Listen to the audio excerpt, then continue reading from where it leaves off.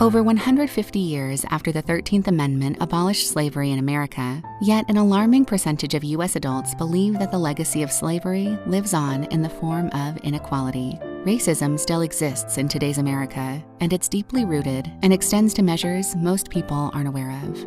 According to a survey conducted by the Pew Research Center, more than 4 in 10 believe that the U.S. hasn't made nearly enough progress in achieving racial equality. They also believe that Black people would likely never have equal rights with whites if things continue the way they are. But before we delve into this highly controversial topic, and before we start thinking about Black Lives Matter versus All Lives Matter, let's talk a little about racism, especially the actual meaning of the word. According to the Merriam-Webster Dictionary, the definition of racism is a belief that race is a fundamental determinant of human traits and capacities, and that racial differences produce an inherent superiority of a particular race. Now, racism has existed among ethnic and minority groups in the U.S. since the dawn of time, or the dawn of the colonial era, to be more specific. That means racism isn't just experienced by Black people. You have the Native Americans who have suffered and continue to suffer from discrimination, forced removals, as well as genocide and massacres. Or you have the non-Protestant immigrants who hailed from Europe. Those include the Jews, Irish people, Italians, and the Poles, who faced xenophobia and ethnicity-based discrimination.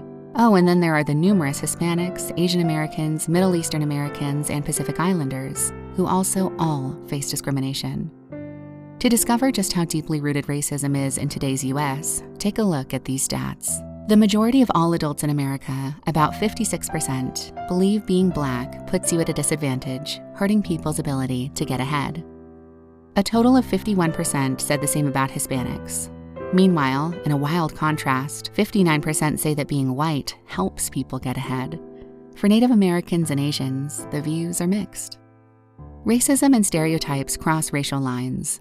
It's not just about the stereotype that people of color often depend on crime and welfare as their primary sources of income. It exists in the name-calling, the abuse, the harassment, and then there's the kind of racism that is more subtle. The one that makes it harder for people to get ahead in life, to get jobs, to find housing, just because of their nationality or skin color. Types of racism. Racism can rear its ugly head in many ways, from discrimination on the playground to systemic racism. We can divide American racism into several locations. Discrimination on the playground is real. A U.S. survey found that 15.8% of students reported race-based bullying and harassment.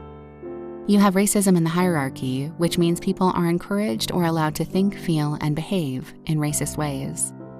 And you have racism in the media, which featured idealized representations of certain races while marginalizing others. People of color often being the ones on the receiving end of this deprecation. Even Disney is guilty of such an offense.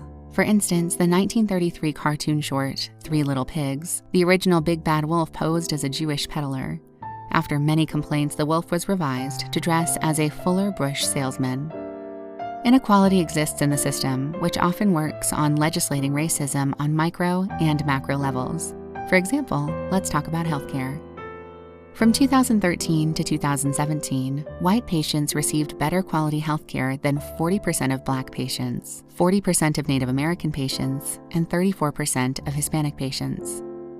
Finally, there is passivism, which outright denies the existence of racism in the first place, which further emboldens others to do the same. Racism in politics. The death of George Floyd started a revolution. After it, something changed. Nowadays, people are more aware than others what people of color go through on a daily basis in everyday situations. In his missions to make America great again, most Americans, around 56%, say that former President Donald Trump made race relations even worse.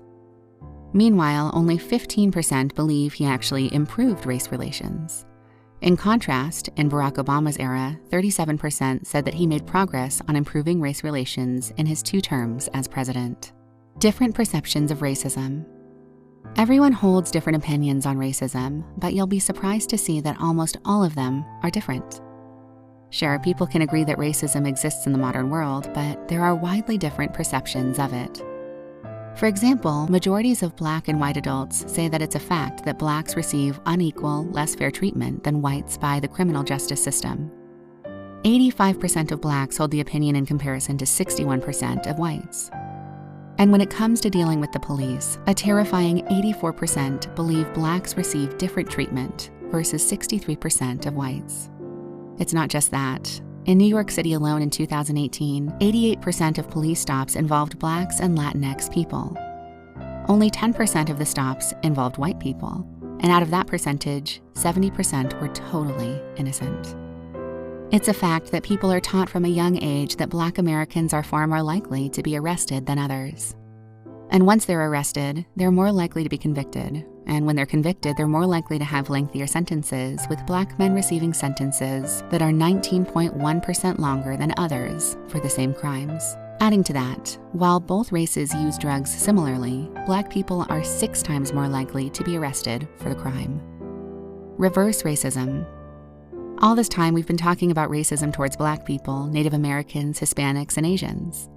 Here begs the age-old question, can white people experience racism? Let's look at the data. An article titled "The Fallacy of Reverse Racism," published by the Socialist Worker in January 1987, said, "Blacks cannot be racists.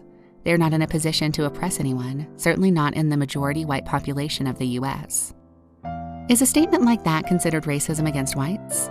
White people may not experience discrimination on the same violent level, but many people have pointed out the existence of anti-white themes.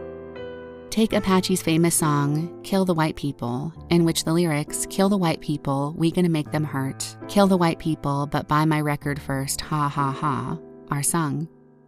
When speaking about reverse racism, a lot of people argue against it, saying that it stems from a desire to prove that people of color don't have it as bad as they claim, or that it comes from a desire to prove that other ethnicities aren't the only ones targeted because of their race.